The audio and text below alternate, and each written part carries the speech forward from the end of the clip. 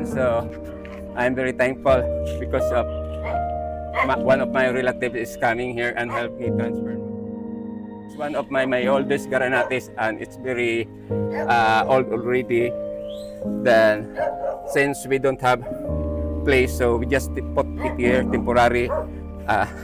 Isbog gamay rin sa tunga gamay rin na para di kay saghid. Then kana okay ra na young, but even though we find it hard to carry that tamarind, so after that I will trim that. So I just get my scissor and trim it. Time to start trimming with my Garanates or tamarind. Oh no, not tamarind, star fruit. So ganito talaga pag matanda na tayo, this is what when we are getting old. So sometimes we forget the name of our bonsai materials. So anyway, even though my English is 5-5, but we still continue to speak English so that plenty of the people watching me cannot understand what I'm seeing. Joke lang po. Kasi natutuwa ako kasi yung nagtrabaho ako ngayon, hindi lang ako nag-isa, may kasama ako dito. Kaya no worry na dahil tumutulong sila sa paglinis dito sa aming paligid, sa mga kapaligiran. Sakto po rin pagka-English. Pagkasulti. So, I just trim this temporary because maybe I will transfer this one. Then I will proceed to the balcony, then start working on my small bonsai materials.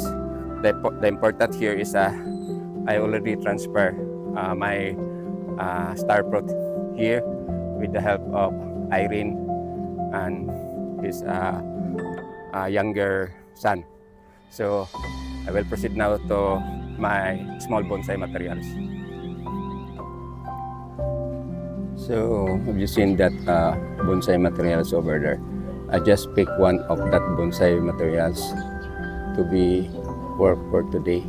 So I think I have 100 or less than 100 bonsai materials in my small bonsai garden to be trimmed.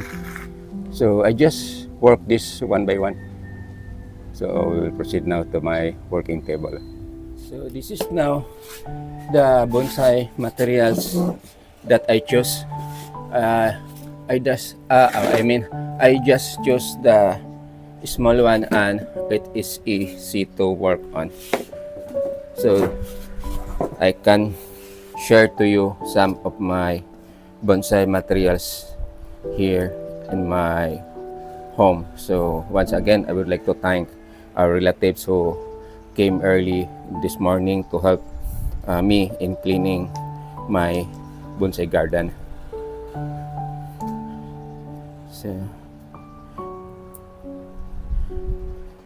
So this is very hard to work, but as I said, that if you have a bonsai, then you love on it, so it can remove stress like what happened to me. So as you know, it's very painful, my shoulder, especially during cold or during night time, so it find me hard to sleep. So this is very nice materials because it is twisted just so na it can be seen to the camera like that. So the only thing to do of this one is I just trim for a while because I cannot wire on it because I cannot do it for now. So maybe if someday my arm or my shoulder will be cured, so maybe I can work on this materials. So this is it. Start to trim. Get problem with this.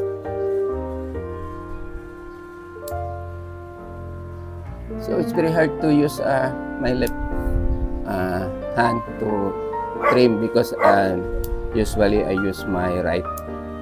But anyway, maybe if I be used or masanay na ako sa ganito, baka balang araw, kabisado na ako na mag-trim by using my left hand.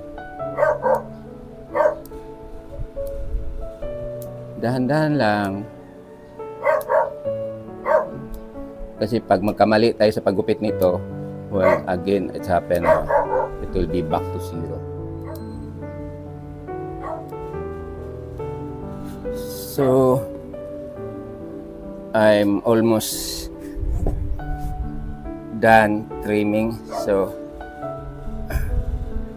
I need to bend this one a little so that it's nice because there's a dancing on the some of the trunk.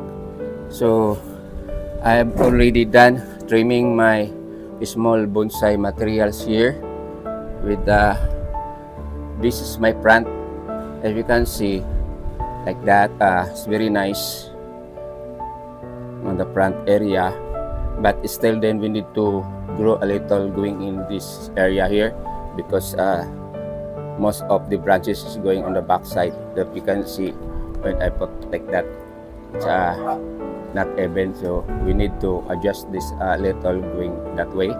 Then if you turn this one into 360, there are parts that it's not nice to look. This not nice to look. Then of course important there is your plant on your bonsai materials that is nice because some of the judges will find or ask you where is your plant or on your bonsai, because during the event or the show the plant will be facing on the audience side.